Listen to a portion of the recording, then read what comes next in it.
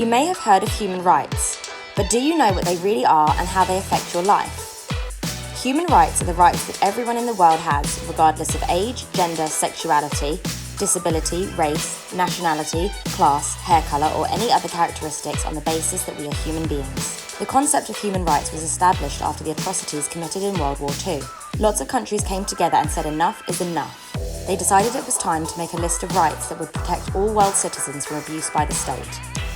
They were written down in the Universal Declaration of Human Rights and signed by many countries, as well as written in regional agreements such as the European Convention on Human Rights and the African Commission on Human and People's Rights.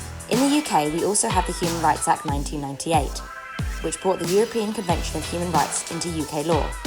This means you don't have to go all the way to the European Court of Human Rights in Strasbourg to bring a case of human rights abuse. You can do it in UK courts.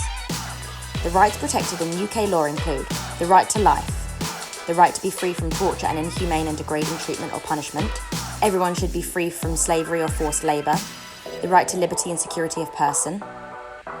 The right to a fair trial and to be presumed innocent until found guilty if they are facing a criminal charge. The right to respect for their private and family life, home and correspondence.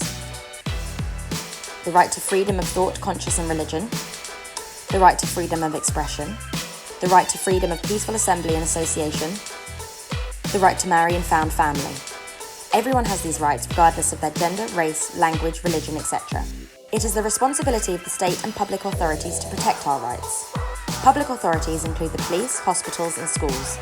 If your human rights are breached by any of these, you can make a legal claim and take it to a UK court or eventually to the European Court of Human Rights. Human rights have influenced many law changes to make all of our lives safer and more dignified.